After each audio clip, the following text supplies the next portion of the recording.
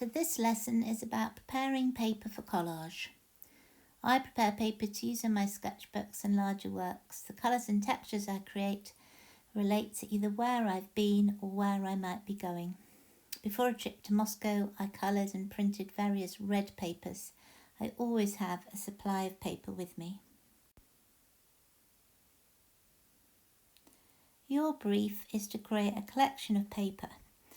Look at the examples that I've done, but you can use any techniques you wish to alter the paper. Simply scrunching it and flattening it again will change it.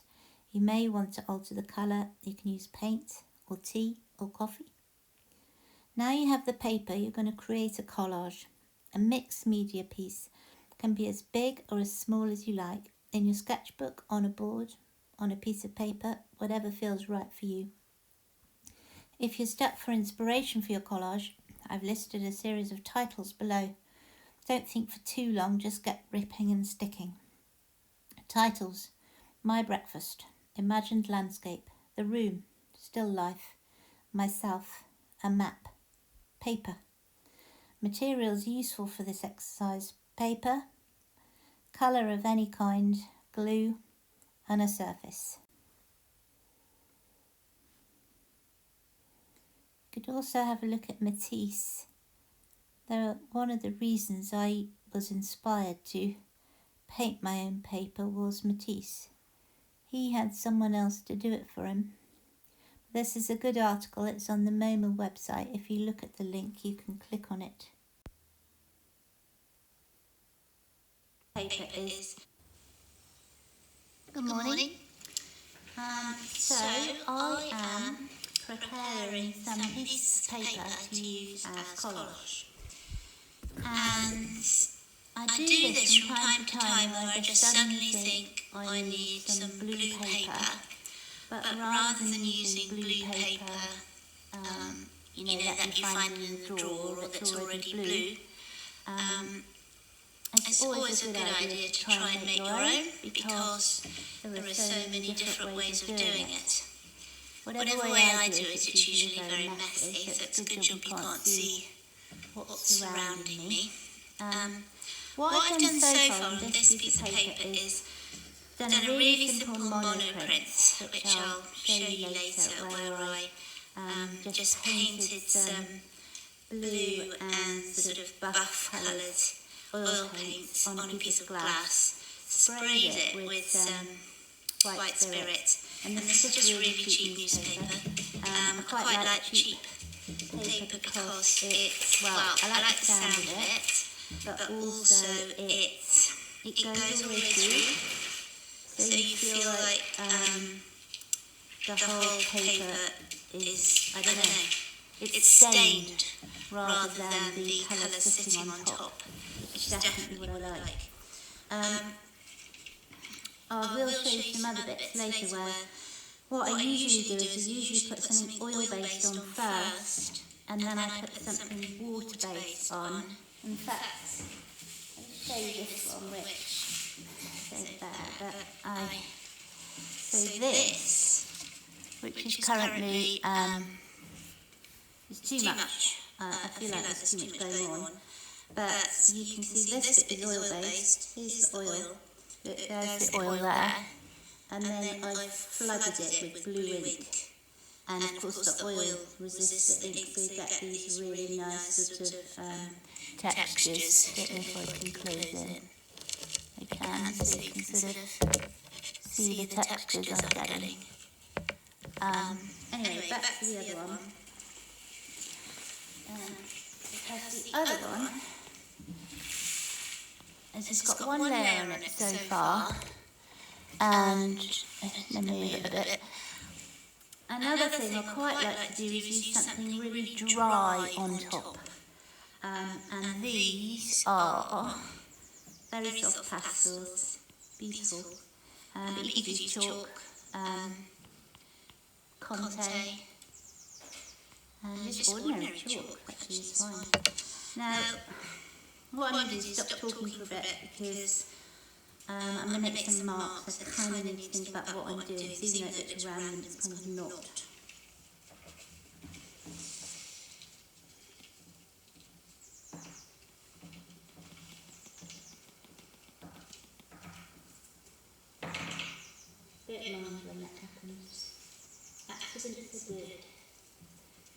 through an accident you can make it into something positive. But I've got a really nice texture there. I'm actually going to move to a bit of grey. Now I know you're thinking, what is she doing? What is that?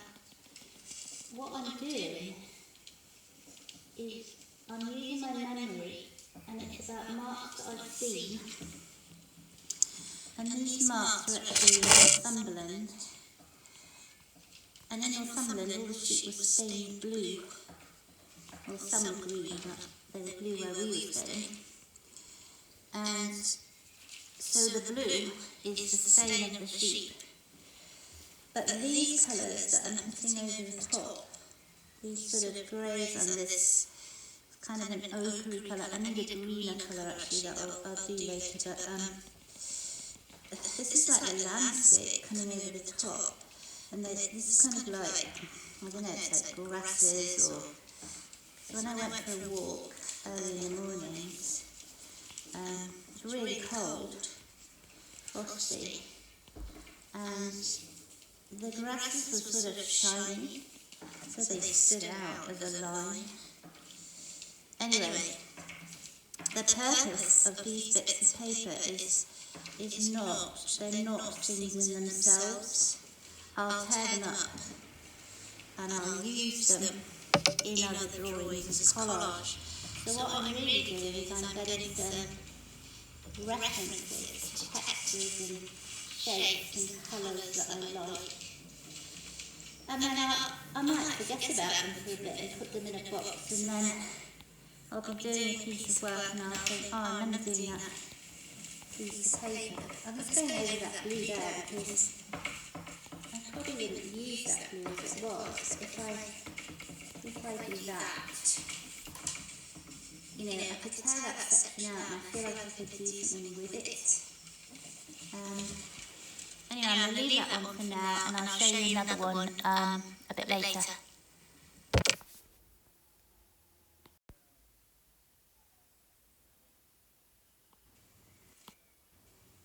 Just thought I'd show you this one because what I also do is I never work on one, always work on 5 or 6. Advantage, things can be drying, you discover things in one piece that you can then use in another piece, and that stain I just did, remember this one, I suddenly thought I'd like to have that stain.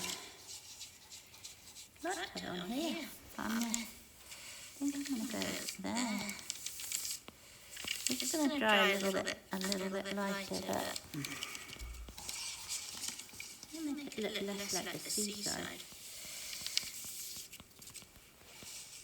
And this, I like this. So now the stain is kind of, well, it hasn't interrupted that pastel, and you can still see that layer. Yeah, I'm really mad at that.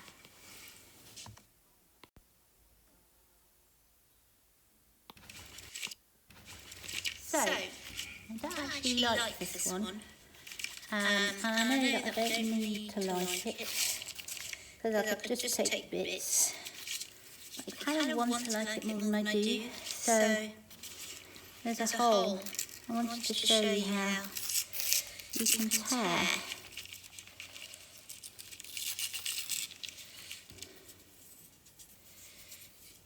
I'm looking at that bit, so I'll put that bit there.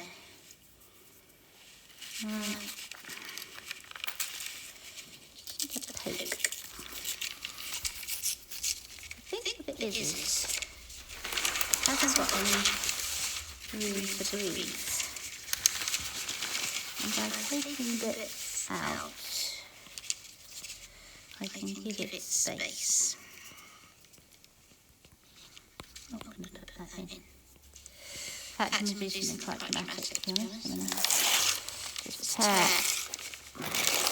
this off. I'm going to turn that over because weirdly I like to work on a clean sheet even when I'm making a mess. And I've changed my mind of doing this. you will find that when you tear paper, it sort of has a grain. If I try and tear it that way, it goes all kind of jiggly like that. But if I tear it with the grain, I can get lines, and I like lines, so actually this piece of paper is going to be about lines, all of it. Now, it's about not wasting anything as well. You might look at something and you might think, oh, I really don't like that. But try and turn it into something. See, actually, this bit here is gorgeous because you've got the light bit. If I bring that up here, you've got the light bit, the texture bit, the blue bit, and the sort of drier bit.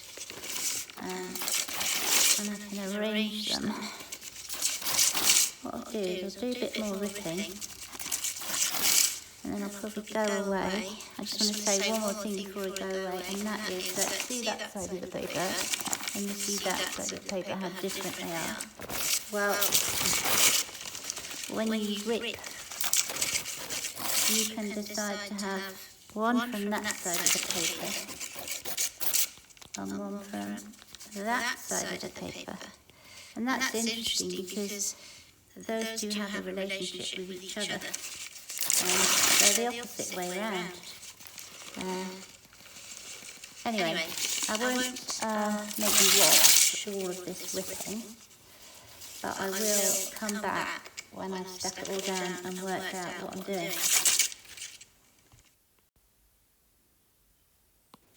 Just a quick one to show you that I've stuck them all down. I kind of changed. I started off sticking them down quite flat, and then kind of got to here and I joined two together like this, so that actually sticks up. I think it's because I like working in three dimensions, and actually there's a sense of that I like making things in slight relief. So that's what I've done here, and I think probably this is a technique that I might do again, this ripping, because what it does is it creates a sense of geometry and order on something that was quite disordered. And the other thing, I was talking about direction, if you look at it like that, but then if you look at it like that, how different it is. And actually it might end up on a larger piece, and I might use it in both directions. Who knows? Anyway, that's probably it, because I tell you the other thing, if you get to the end of the creative process and you're not tired, you're not doing it right. So, these are all sketchbooks from different times throughout, I don't know, the last probably 15 years or so, and you can see on all the pages how differently I use paper. Often, look, I'm using brown paper, just from a bag, or things I find, old napkins. The one in the top right is a niche Kapoor stained red. Quite a lot of Japanese paper in here, but most of it I have done something to it. Quite a lot of musical text as well, old maps, that sort of thing.